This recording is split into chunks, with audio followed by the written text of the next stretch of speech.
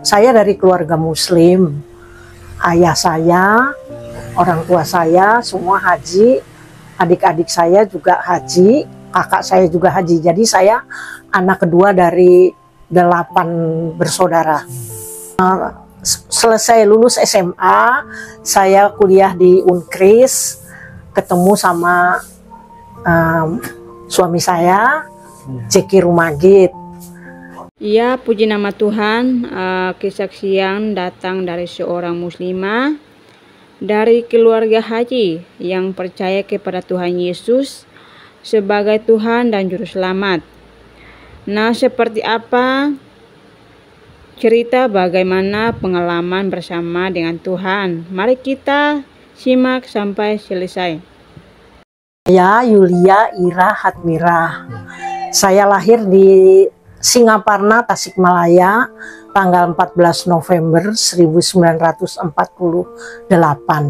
Jadi usia saya sekarang sudah 76 tahun. Kemudian saya dari keluarga Muslim.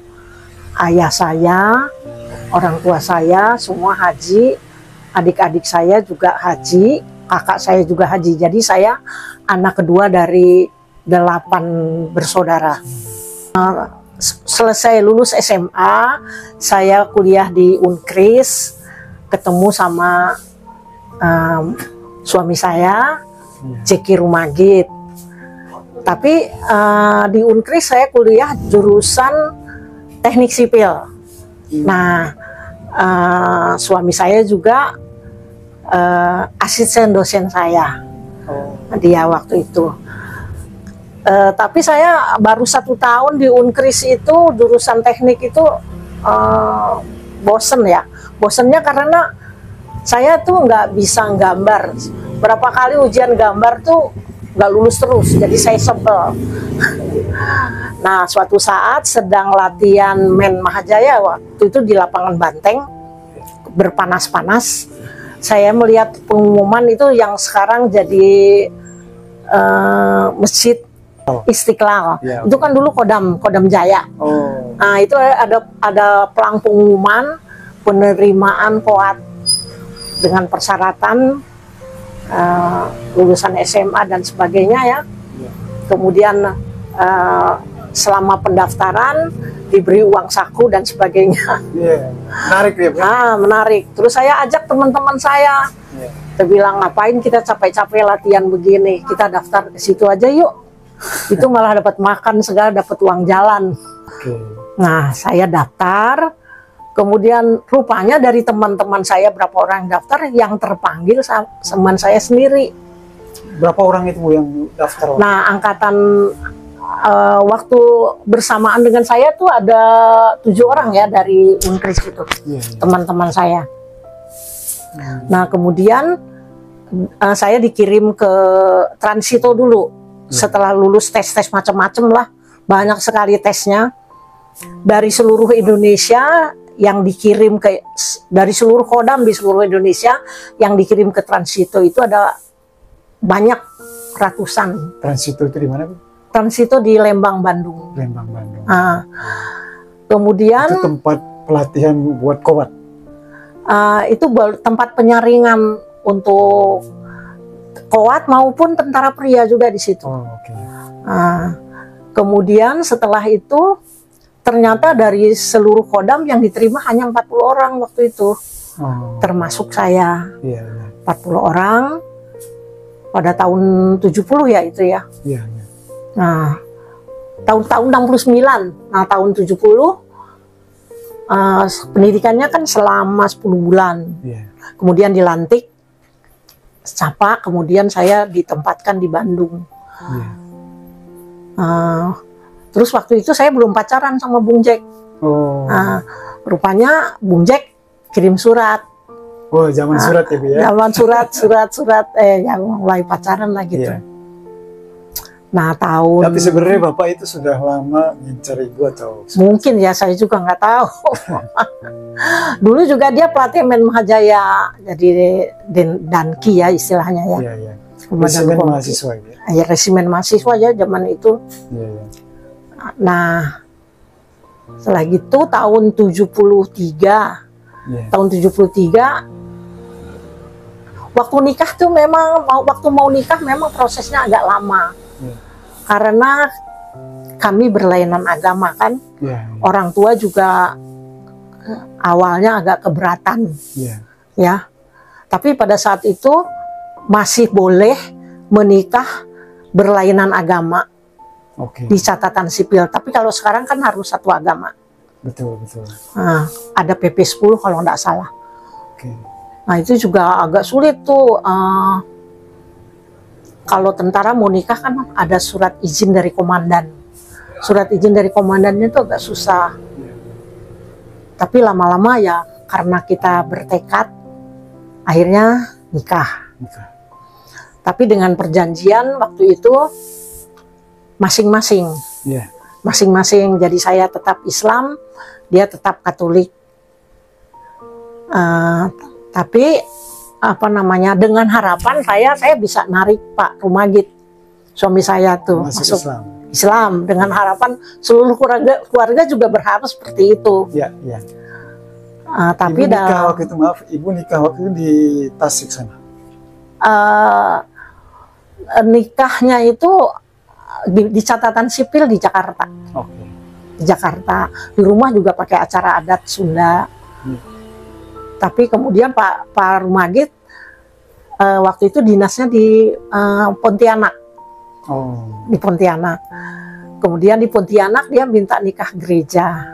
Kita nikah secara gereja sama Romo di apa namanya? Pontianak. Gereja di Pontianak.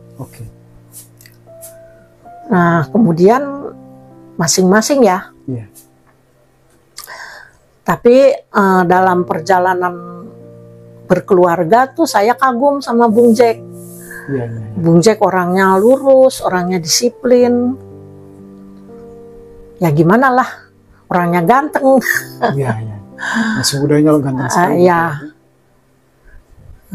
Terus ya saya dibaptis tuh tahun setelah 23 tahun menikah. Selama pernikahan sebelum tahun 96 kita masing-masing. Anak-anak waktu itu kan saya sekolahkan di sekolah Katolik semua, karena memang sekolah Katolik dari dulu kan terkenal disiplin. Saya nggak sekolahkan di sekolah negeri, sekolah Katolik. Tapi rupanya tertarik, jadi semuanya dibaptis secara gereja Katolik, anak-anak itu. Tapi jadi yang Muslim cuma saya sendiri. Tapi terus lama-lama saya kan merasa nggak enak ya. Jadi karena saya anak, rupanya selama itu anak-anak dan Bung Jack itu selalu mendoakan saya supaya saya dipanggil Tuhan. Maksud saya itu ikut Tuhan Yesus. Ikut Tuhan Yesus. Nah gitu. Lama-lama saya pikir, aduh kok saya sendiri, tapi cukup perang batin itu, mau pindah itu perang batin. Karena pada saat itu kan saya masih manusiawi ya. Kalau saya pindah bagaimana, orang tua, saudara-saudara pasti benci sama saya. Kemudian waktu itu pangkat saya sudah letkol ya. Masa saya sudah tua, waktu itu saya udah usianya berapa tuh ya, sudah letkol pangkat saya. 96 ya? Perang batin lah. Perang batin. Tapi saya melihat suami saya, Bung Jack itu begitu baik orangnya. Pokoknya kami hidup dalam berbahagia walaupun berbeda. Ibu melihat seperti apa karakter Bapak itu yang membuat Ibu begitu? Bapak itu orangnya disiplin, orangnya lurus, jujur, rendah hati. Kemudian suka menolong. Jadi Bapak juga kayaknya jarang marah ya Bu ya? Nggak pernah marah. Kemudian juga sama adik-adik saya, sama saudara-saudara juga baik. Sama orang tua, waktu orang tua saya kan, ibu saya pernah kakinya patah. Jatuh, aku mau naik haji yang kedua. Jatuh. Padahal sudah pesta, sudah selamatan mau naik haji itu, udah beli. Tapi ya Tuhan mungkin tidak menghendaki ibu pergi haji yang kedua. Jatuh, kakinya patah.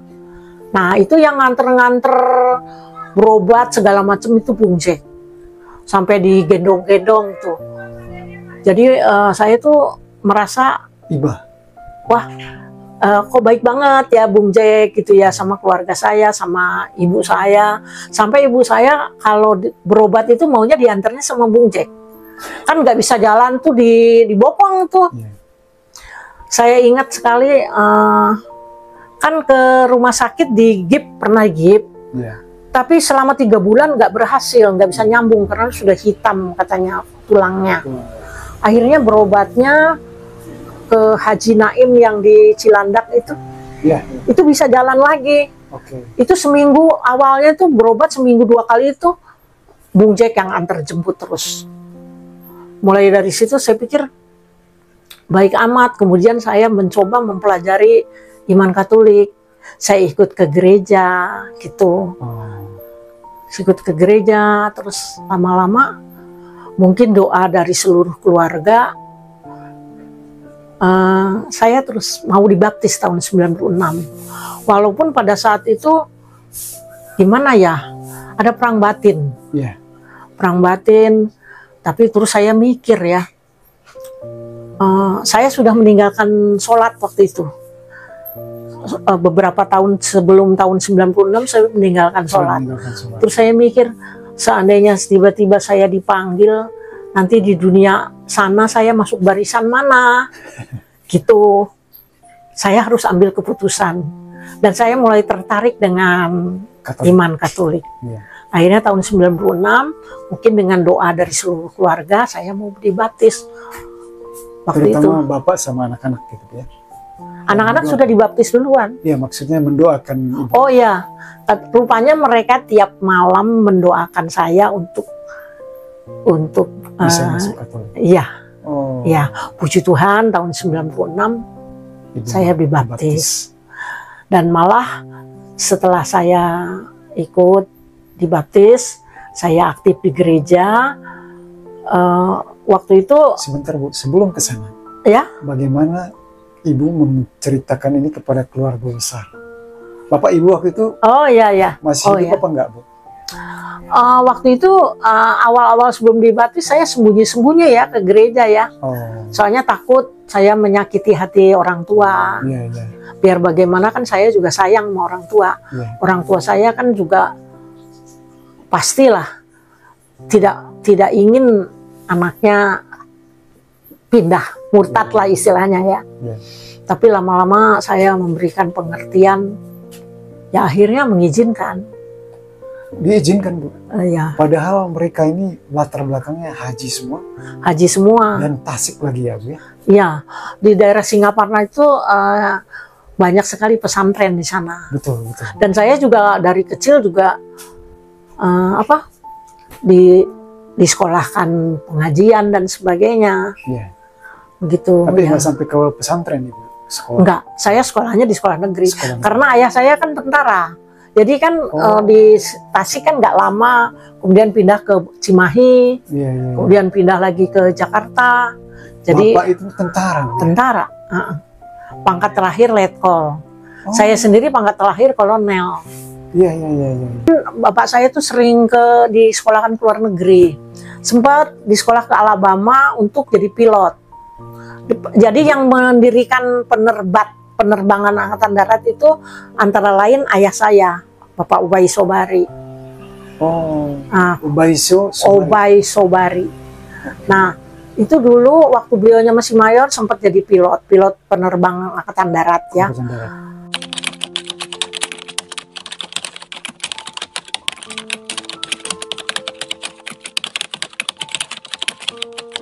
Saya dapat jabatan promosi menjadi kolonel, menjadi dosen madya ya waktu itu ya. Pengajar ya Bu ya? Pengajar. Murid saya tuh rata-rata S2 semua, padahal saya S-teler ya. Ibu ngajar apa Bu, mata kuliah Bu? Administrasi, personalia ya kebanyakan, karena bidang tugas saya kan di personalia. Kemudian juga mendapat setelah naik kolonel dapat jabatan lagi di Mabes TNI. Nah, menjadi Paban 6. Paban itu kepanjangannya? Perwira bantuan kepada asisten. Nah, padahal jabatan Paban itu pada umumnya adalah lulusan Sesko TNI. Dan Ibu belum pernah Sesko? Saya belum pernah Sesko, tapi saya hanya Suslapa, tapi saya bisa dapat jabatan Paban, itu suatu mujizat menurut saya. Itu kebaikan Tuhan Yesus. Setelah Ibu dibaptis itu? Setelah dibaptis. Bahkan teman-teman saya di Satuan Lama, banyak yang mengira saya ini nyogok. Atau saya masih bersaudara dengan pimpinan asisten saya di Mabes. Waktu itu Jenderal Panglima TNI siapa? Pak Widodo. Pak Widodo AS ya? Padahal kenal juga enggak. Sama aspek juga saya nggak kenal. Waktu itu aspeknya Maijen Sutarjo. Ya itulah mujizat. Mujizat ya, Bu. Kok bisa saya kepilih? Berapa lama itu Ibu menjabat itu? 4 tahun. Di Paban. Iya, di Paban. Dan itu sudah sembari ngajar ya, Bu? Enggak, waktu itu tidak ada waktu lagi untuk ngajar karena pekerjaan saya kan full di sana. Oh iya. Mulai dari penerimaan sudah kolonel. Karena kalau di Paban Mabes TNI itu bukan jabatan promosi. Kalau jabatan promosi sebagai dosen itu di Kemhan. Begitu. Ibu pendidikannya apa saja, Bu? Boleh diceritakan? Kalau pendidikan formalnya itu hanya kuliah itu 1 tahun. Ya, di Unkris, Bu ya. Kemudian kalau di jenjang di jurusan teknik sipil. Makanya ketemu sama Pak Rumagit. Jadi seolah-olah ketemu Pak Rumagit itu cuman sepertinya ketemu jodoh aja. Jalan Tuhan ya. Sudah jalan Tuhan saya kira. Itulah. Nah, kemudian pendidikan lain itu adalah pendidikan dinas. Iya, pendidikan kedinasan. Jadi kalau di pertama-tama itu pasti pendidikan pembentukan, kemudian dilantik sebagai secapa. Waktu itu pangkat saya Letnan Bolong. Nah, setelah itu 3 tahun kemudian, waktu itu masih ikatan dinas ya, maksudnya itu tahun yang ketiga kita ikut psikotes. Dari 40 orang teman saya itu ada 5 orang yang gugur psikotes. Nah kalau gugur psikotes dia kembalikan ke masyarakat. Kemudian saya lulus psikotes, naik Letnan 2 waktu itu. Bolongnya hilang. Nah setelah itu baru ikut pendidikan kejuruan. Jadi kalau saya kan korpsnya ajudan jenderal. Jadi harus mengikuti kejuruan Susjur Pamin Pers. Kemudian ikut kejuruan-kejuruan yang lain ya, kursus protokol ya untuk mengisi menambah ilmu ya. Kemudian yang setelah itu ikut Suslapa. Jadi pendidikan untuk jenjang karier itu dari pembentukan, kemudian Suslapa, kemudian Sesko kan. Nah tapi saya nggak ikut Sesko. Nah jabatan di Paban tuh harusnya. Kalau masuk Sesko itu gimana caranya? Harus ujian dulu. Ujian, kemudian tes segala macam, psikotes segala macam. Ibu nggak ikut tuh? Saya nggak ikut. Nggak ada kesempatan untuk ikut. Kemudian karena waktu itu rata-rata diutamakan tentara prianya. Gitu. Tapi puji Tuhan setelah saya dibaptis kok malah saya dapat jabatan kolonel, kemudian saya dapat jabatan Paban lagi. Jabatan potensial itu. Jadi saya kira itu memang kuasa Tuhan. Juga nasib ya. Puji Tuhan. Ibu waktu itu mengajarnya di kampus mana?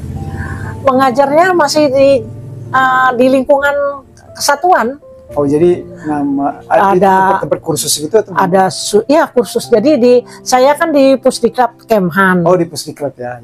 Kadang-kadang ngajar prajabatan yang mau jadi pegawai negeri kan harus ikut prajab dulu.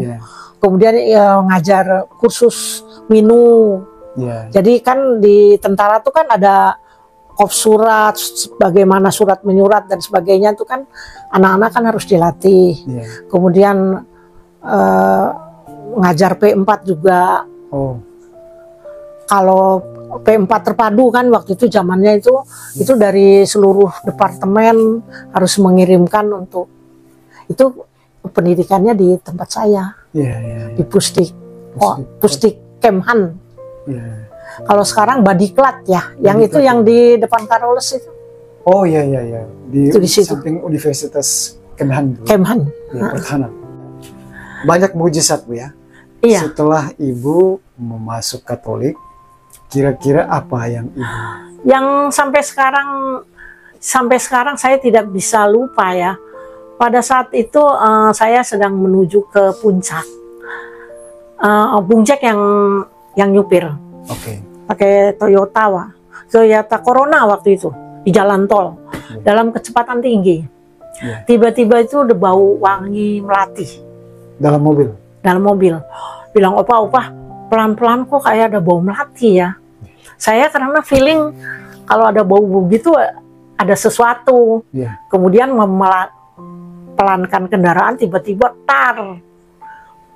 pecah ban. Pecah ban tapi terus nggak apa-apa. Pecah ban sekaligus dua, depan belakang pecah dua-dua. Bingung. Tapi kita nggak apa-apa, selamat. Bisa pecah ban itu, tahu nggak ceritanya kenapa? Saya nggak tahu juga kenapa bisa pecah depan maupun belakang. Ya kalau menurut saya itu pertolongan Tuhan, kita selamat, tidak ada apa-apa. Kemudian waktu bom di sini di gereja, tahun 90. Waktu Romo siapa ya lupa, yang ada korban juga kan? Iya betul. Nah saya pakai mobil dinas kan? Separkir, kemudian anak-anak saya biasanya bareng saya. Tapi pada saat itu anak-anak, Oma duluan aja sama Opa, kita pakai mobil yang pribadi. Nah anak saya mau parkir di Santo Yosef di depan Marsudirini itu penuh, akhirnya parkirnya di seberang. Nah pas habis keluar gereja, kita mau naik mobil, anak-anak saya manggil, Mama jangan dulu pulang. Ini lihat dulu dong, beli nih majalah apa gitu. Terus anak-anak kan jualan majalah untuk cari dana untuk kegiatan mudikah ya waktu itu ya. Majalah obor kali Bu ya. Lupa saya. Pokoknya anak-anak masih remaja waktu itu, belum pada nikah. Nah saya lagi lihat-lihat lagi lihat-lihat majalah itu mau beli gitu ya. Tiba-tiba bom meledak. Di Marsud itu Bu ya? Di Marsud. Betul. Mobil saya nggak apa-apa, cuman terbuka itunya, kapnya ya. Tapi saya rasa saya yakin itu juga mujizat Tuhan juga ya. Betul. Terus mobil pribadi saya kan di seberang. Aman juga. Aman karena di Jadi seberang. Ibu ada dua mobil kan, ada satu mobil pribadi, satu mobil dinas. Dan mobil semuanya aman. Mobil dinas saya cuma terbuka kapnya. Puji Tuhan, dan puji Tuhan juga seandainya saya pulang waktu itu, jalan juga mungkin juga kena ya. Betul. Saya dipanggil sama anak saya, jangan dulu pergi, ini dulu. Waktu itu anak siapa Bu yang panggil Ibu untuk tetap? Siska. Siska. Ya puji Tuhan, saya yakin itu juga pertolongan Tuhan. Bapak waktu itu di mana? Saya sama Bapak. Jadi Bapak berdua sama Ibu? Saya selalu kan kemana-mana sama Bapak. Pasar aja Bapak minta ikut mana-mana.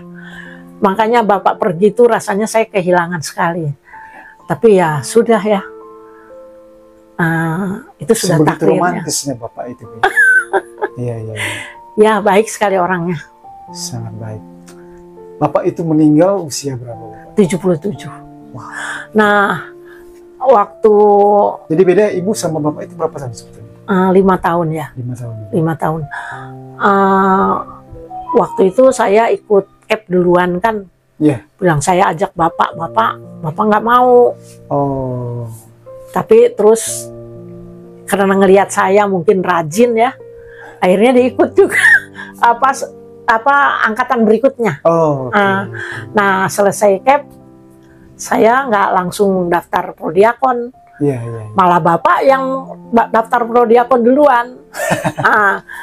Karena mungkin bertumbuh ya imannya setelah ikut CAP ya. Iya. Jadi ikut CAP, terus jadi prodiakon. Setelah saya lihat bapak jadi prodiakon, saya jadi kepengen juga. Oh, okay. Jadi periode berikutnya saya itu masuk prodiakon. Sampai sekarang. Oke. Okay. Gitu. Lebih berbahagia di iman Katolik.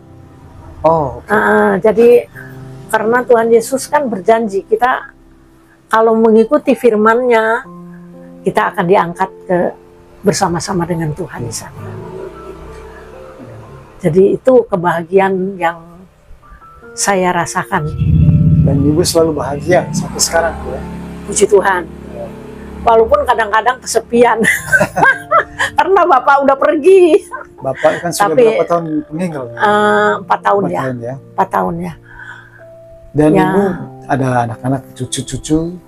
Itulah setelah kadang-kadang kesepiannya tuh karena anak-anak kan banyak kegiatan. Ya. Cucu-cucu juga banyak kegiatan. Betul. Jadi kalau sudah tua akhirnya di rumah sendiri. Ya, ya saya cari kebahagiaannya berdoa atau nonton TV atau pergi jalan-jalan ngajak temen. Iya, iya, iya. Nah itu. And now the actual blessing itself. Et Filii et Spiritus Sancti descendat super vos et maneat semper. Sekian kesaksian yang luar biasa ini kiranya dapat memberkati kita semua, dan harapannya teman-teman bisa memberikan komentar di kolom yang tersedia sehingga dapat memberikan pemahaman yang baru bagi kita teman-teman yang lain, juga menjadi kekuatan bagi saudara-saudara yang lain, bagi yang sudah ikut Yesus, bahkan juga mereka yang masih ada di luar sana yang mungkin sudah percaya namun tidak berani untuk mengambil keputusan percaya Tuhan Yesus sebagai juru selamat. Puji nama Tuhan. Tuhan Yesus memberkati kita. Sampai jumpa lagi di video berikutnya. Amin.